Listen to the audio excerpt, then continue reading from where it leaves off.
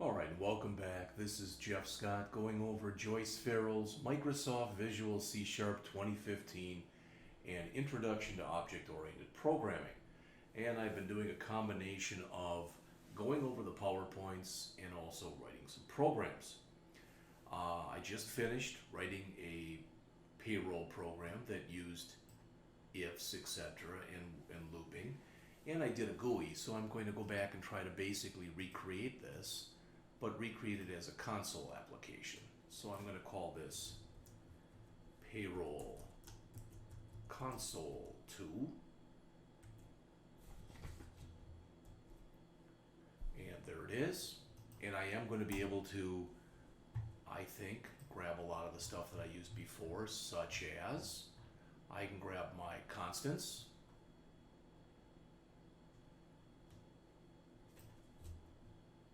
As it starts, so I'll do that.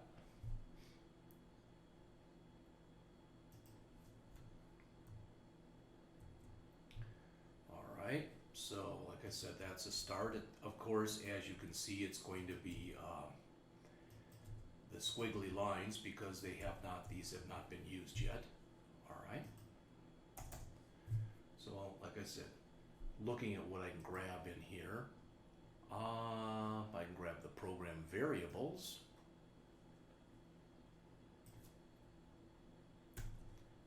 And as always, when I'm doing this, you'll know right away if I have a mistake because instead of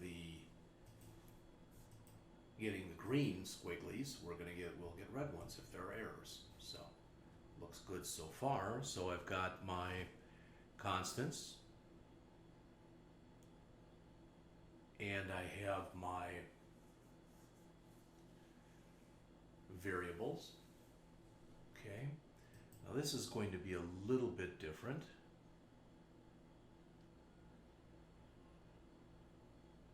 Yeah, valid hours, etc.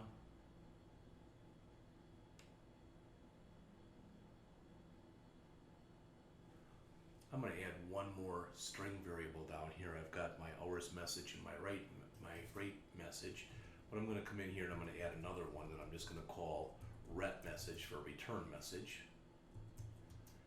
and I'm going to set that equal to please hit the enter key to run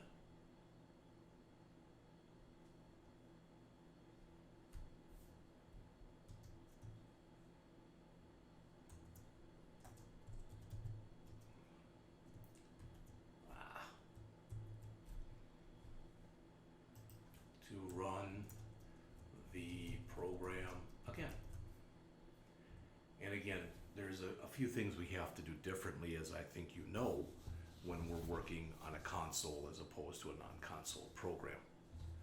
All right, so like I said, I'm going to be able to copy a lot of the stuff, but some of it is going to have to be changed because I'll need to put in my read lines and write lines. But I'm going to come into that first big while statement that I had in there, which is here. I'll grab the comment and everything. So I'm going to grab all of that, copy it to the clipboard, come back in here and paste it in. Now there'll be a lot of red, I think. Maybe not a lot, but because you can see. All right, so. All right.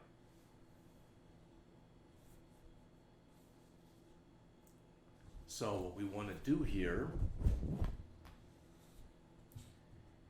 when we come in, okay, we want to do this attempt, but we have to tell the user that what we want him or her to do is we want them to enter hours. Remember, we have to do that. So before we convert, input hours worked, and we'll put in here write, not a right line, but a write. Put a couple backslash n's in here. So please enter hours worked between, and this time let's just put in here 0 and 84. All right, just to show you that indeed you could do that. Okay, so we'll ask them to do that. Now you'll notice, if you remember this, we've got The right is underlined in red because we've got to come in here and we've got to do a using static system dot console. Now when I jump down, the right is no longer highlighted. All right? So when I read this value in, let's see, I'm going to read it into actually to a string. All right, I'm going to put a string in here that I'm going to call hours. So string hours, and I'm just going to set it equal to the empty string.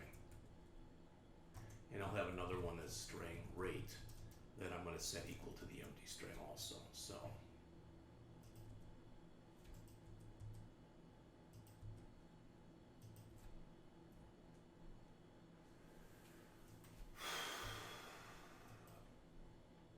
I'm not going to worry about lighting all that stuff up. It'll be fine. So this will be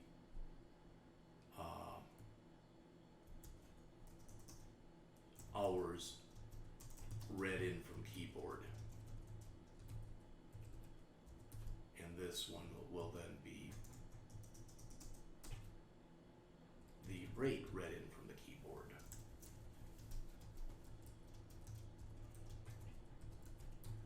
Okay, all right, so we want to do our right line. Now we want to say hours equals read line. And it's not exactly the way we did it before, but that's because we now want to come in here and try to convert this. But it's not the text box because this isn't a GUI program. It's hours. We want to attempt to, again, grab that value that we read in there and we want to convert it. All right? And if we're able to, hours worked, convert to double. We can make our check here, we can make our check there, but now this won't be a message box.show, this will be a write line. All right, and anything that's in here with text boxes, since this is not a GUI program, we can remove. All right, so valid hours, but now what we got to do is instead of returning, they put in something that was invalid, right? So we've got to ask them to do a read line. We've got to ask them to put in another value, and then we'll continue.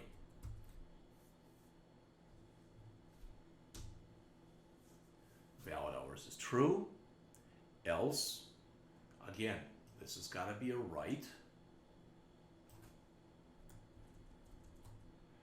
So we want to write out the hours message. And you know what? This right here, where did we write the first one? We want to do that, and then we want to say plus, and then on the next line, we want to tell them that return message. So we want to tell them to try it again, because you never know if the person's going to understand that they're supposed to run the program again or not. So we'll put that there, and we'll put it here. Again, this is not GUI, so anything like this we remove, and just like we did before, we'll want to do the read line and the continue. Okay, so I'm going to just grab that code from here. And continue just means go back up again to the top of the loop, basically, for lack of better wordage. All right, so that's the end of that while. Again, maybe this isn't the best way to do it, but I'm going to grab this again, like I did before, in the GUI version. I'm going to grab all that, copy it to the clipboard, come down here, so I'm on line 81, paste it in, and now everything, now instead of the hours worked, this has got to be hourly rate field. So valid rate. It's very dangerous doing this too, you know, because you make a mistake, you forget to change something, you're going to get some kind of a syntax error. or I should say a logic error when you go to run the program later. All right, so the hourly rate, remember, was between 0 and 1,000. All right, so this is rate equal read line. Attempt to convert. Again, all these are changing. Hourly rate, and that'll be rate, and that'll be hourly rate. Don't know what happened there. Hourly. Oh boy. Hourly rate dot convert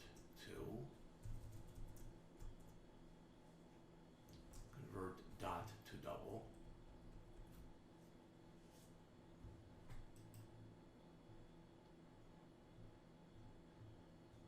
Yeah, I was gonna say it's an equals, isn't it? It's not a period there. Equals convert dot to double. All right. If the hourly rate is less than the min rate, or it's greater than the max rate, we're going to write the rate message and then tell them to try it again. So this will be valid rate is false, otherwise it's true. Else in here, again, rate message, valid rate. I hope I didn't miss anything, but we should know very soon. All right, because we're almost done. So again, the only thing that's left to do in the program is to do the gross pay calculation. All right, so notice what's left: max non-OT, OT rate, gross pay, and OT hours. Okay, so make sure I'm putting this in the right place. I am.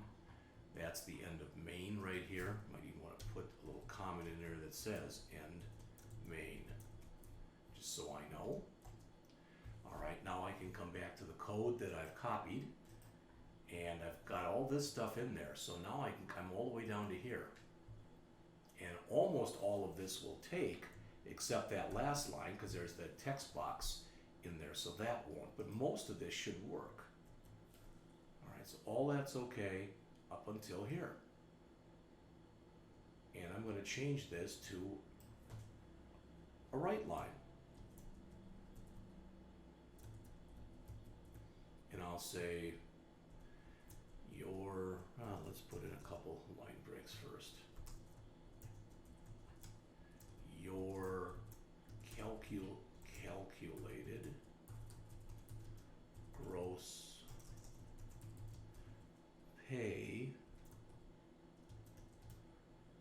plus, and then we've got our string. I think there's got to be one more. All right, let's take a look at what we've got. Oh, there's no read line on the bottom, so this is just going to jump right off the page, but that's fine. 40, 10, see how we need a read line in there.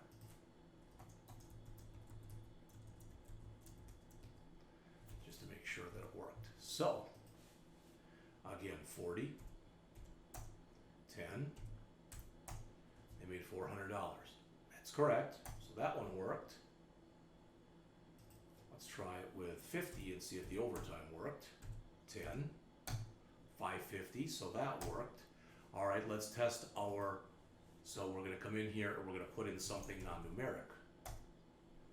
Hours work must be between 0 and 84. Please hit the enter key to run the program again. All right, so we're letting the user know. Let's put in something out of whack. Again, it must be there. Please hit enter to run it again. Put a negative number in there.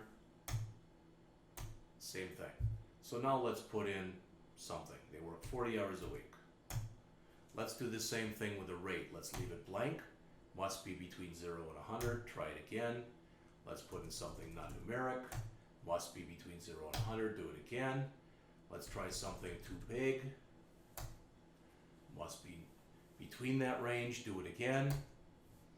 Let's do something negative.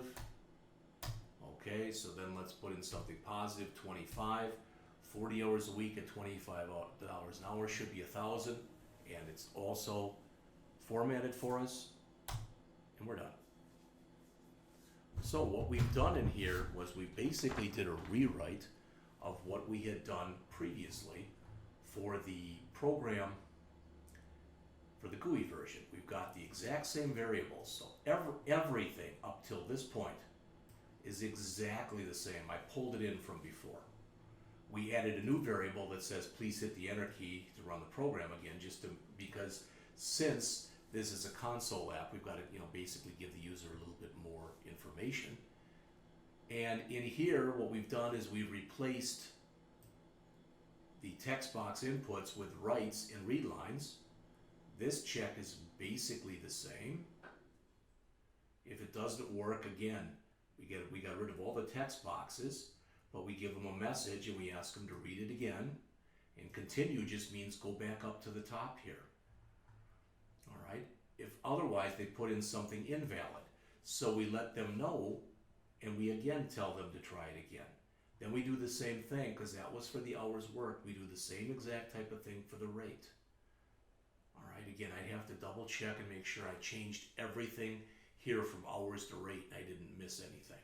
Not going to do that right now, though. And then finally, we go and we do our calculations. This entire thing right here was grabbed from the GUI program. I just had to change this, because the other one, again, displayed it via a text box. So we have now finished both a GUI version of this program and a console version of this program. So let's take a couple minutes here. Whoops. Let's take a couple minutes and go back and take a look at the PowerPoints now. We should be very good for time. We're only at 17 minutes. So as we mentioned before, when we started this, our objectives, I showed you at the beginning how to go, for example, and print out 1 to 10 using a while loop, a for loop, and a do while loop. We can look at a nested loop in just a couple minutes if you want to do that. All right. What's an accumulated total? All right. Well, let's look at an example. Okay. I showed you these earlier, but let's go down and let's write some more. So I'm going to just put some space in here and hit enter a few times so I get back up to the top of the screen. All right. If I do this, if I say, let's say I want you to input 10 numbers. We'll do it in console app. Okay? So I'm going to do this. I'm going to say int number equals 0. Okay? In fact, I'm going to write this. We'll change it in the next chapter when we go over arrays. But let's do this. Let's make 5 numbers. And we'll call them number 1.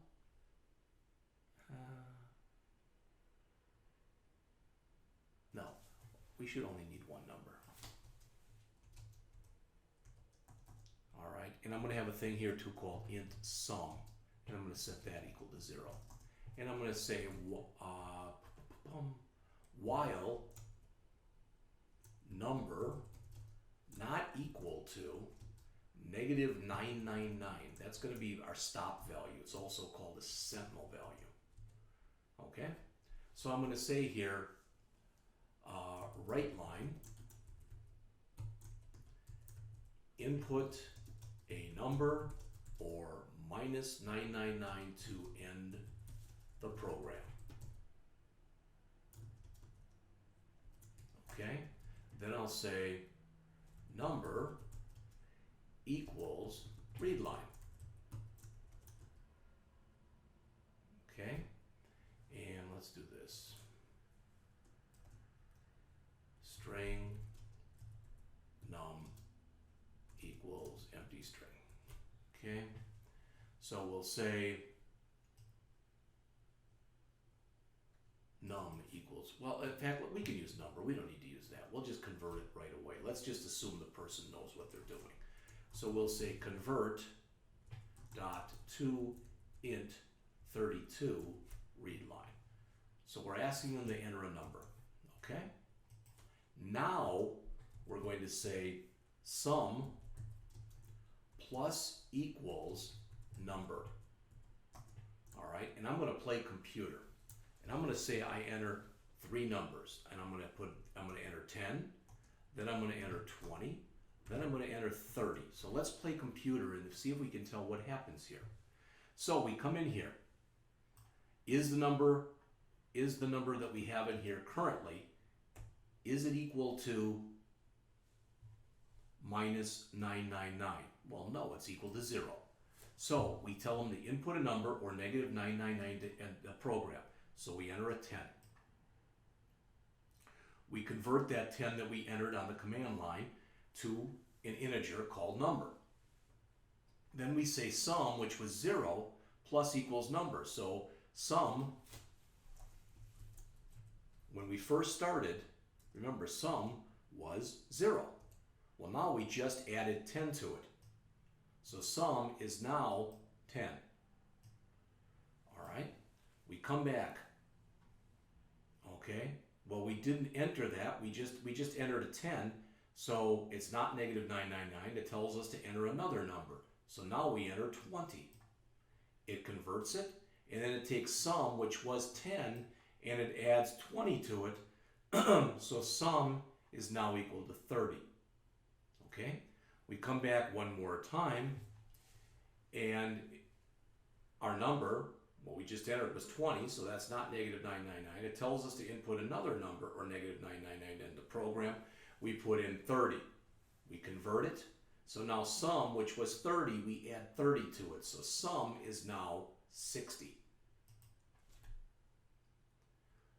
Finally, we come back one more time and we put in negative 999. Now, hopefully that made some sense to you as far as what we just did. Sum is referred to as an accumulator.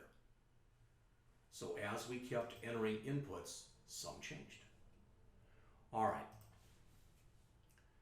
So a loop allows you to take one or more statements and repeat them as many times as you want to or need to repeat them. What you repeat is the loop body. That's what's within the curly braces. Each time you go through it, it's known as iterating your way through the loop. Here's how it looks in a flow chart. Again, there's three types of loops. We shouldn't have to spend much time on this. I showed you the while loop. You saw how it had the keyword while, the Boolean expression, which means it has to break down into true or false within the parens, and the loop body. I mentioned that you have if you never increment or decrement the loop, then you get an infinite loop where it never ends. So you initialize, you test, and you change. I showed you that initialize, test, and alter that they call it right here. If you remember, I showed you that up here. Initialize, test, and change. They called it alter. What is the old saying? Tomato, tomato? All right. But it's the same stuff. Our loop control variables, sometimes, again, I call mine LCV. If I'm going to have only one of them. I used X in the program examples that I did. They go through an example that's no better, no worse than the one I did. They just write hello 4 or 5 times. Okay? All right. An empty body is a loop with no statements. I don't know when you would do that. All right, but with a while, you better make sure you either increment or you decrement the loop control variable. All right? With a while loop or a do-while loop, you can do either what they refer to or the author refers to here as a definite loop where you know exactly how many times you're going through it, or an indefinite loop where you don't know how many times you're going through it. If you use an indefinite loop, that was similar to what we did in our last example. We used an indefinite loop here. We didn't know how many numbers the user was going to enter in. We couldn't do this with a for loop because a for loop is a counting loop. You need to know how many times, but this would work with a while or it would work with a do while. All right, here's probably a better example than the one that I did. It's much more realistic. You can take a look at that, but you should be able to look at everything that's in here now and understand it based on the examples that we've gone through. The for loop, again, is a definite loop. All right? And remember with a for loop, because again, I showed you an example of it, that with the for loop, which was the last one we did, you do your initialization, your test, and your increment or decrement right in the loop itself. Okay? There's their for example that they rewrote as a while loop. I did something very similar for you. The do, again, you always go through the loop at least one time with the do. You've already seen that.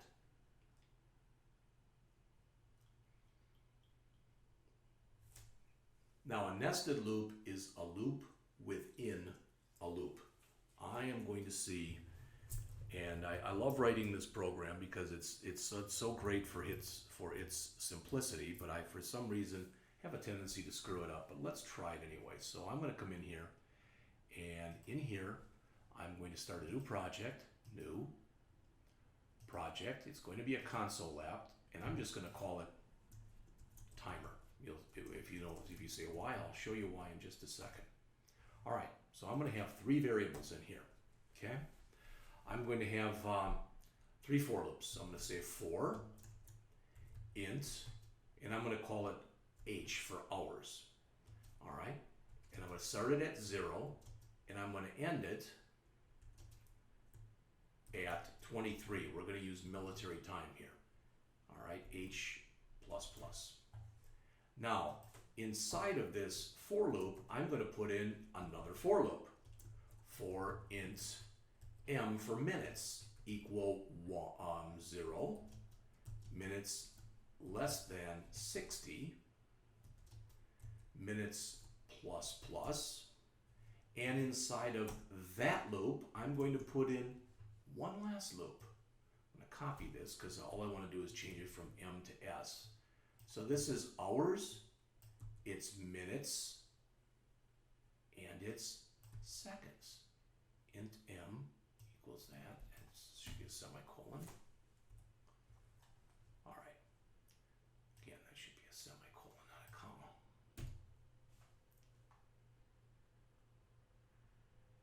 All right.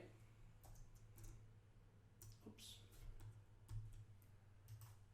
So I've got three loops in here. And what I'm going to do is I'm going to say right line,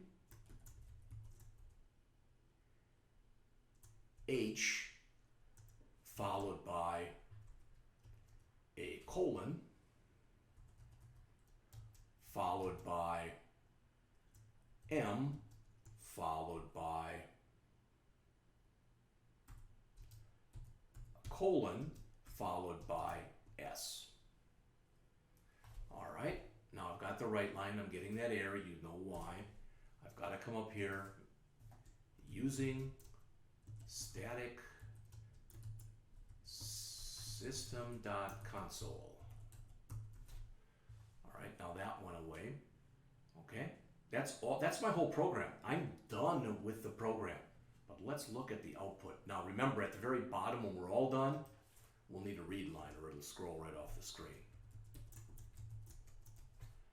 Okay, so save that, let's run it.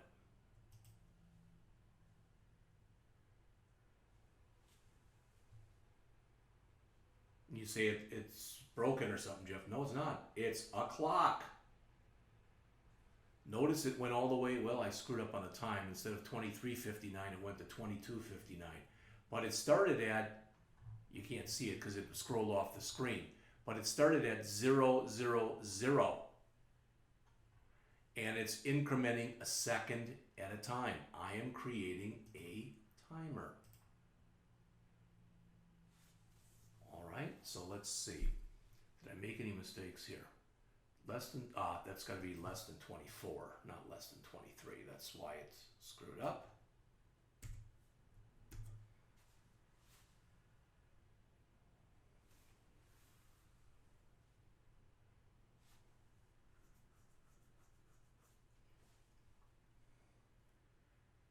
So I'll tell you what I'll do is I'm going to try to see if I can break the program run once it starts.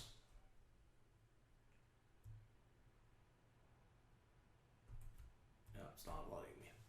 But now it should go to 23, 59, 59. There it is. So I've got a clock.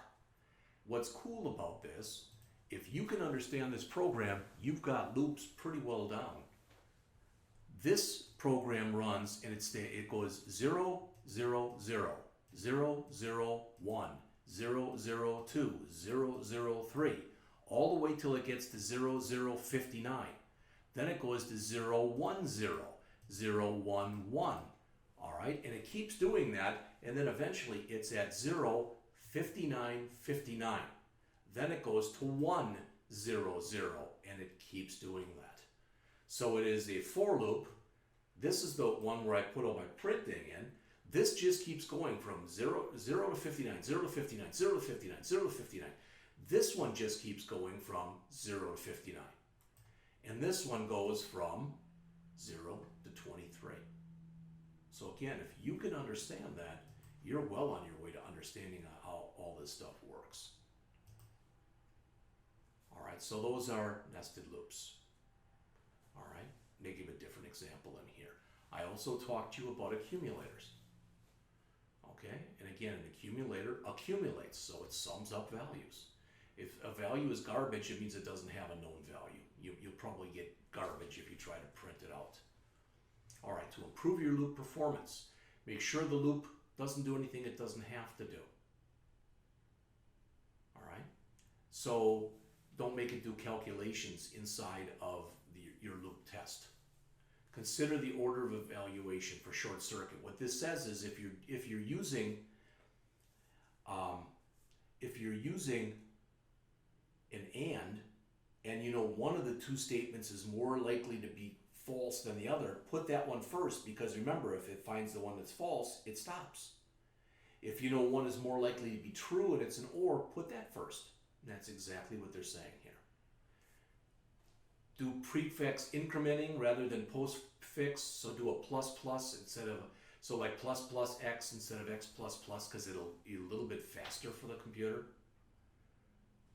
All right, so you wouldn't want to do this while x is less than a plus b. You don't want to do that because if you're going through the loop a million times, you're making it look at the a plus b a million times. You don't want to do that. You're doing the calculation a million times. You don't want to do that.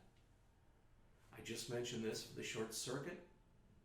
They call this loop fusion, which says if you're going to do the same thing, combine these into one loop. Okay. So much of this stuff, after you work with it a while, becomes second nature to you. It really and truly does. Here's again, use the prefix rather than the postfix. So plus plus x will be faster than x plus plus is what they're saying. They ran it the system clock. Okay, and it's 4 or 5 point some milliseconds. Well, 1,000 milliseconds equals a second, so we're talking about a fraction of a second. That may not sound like a lot, but it may be a lot depending on the type of program you're writing.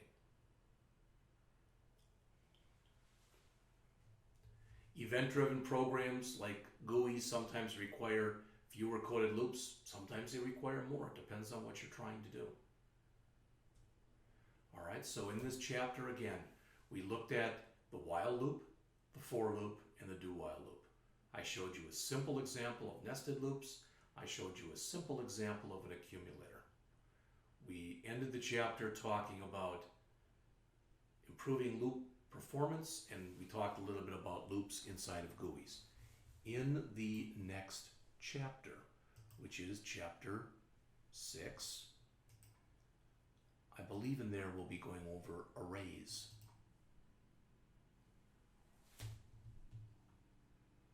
Okay? So we'll come back with that one shortly.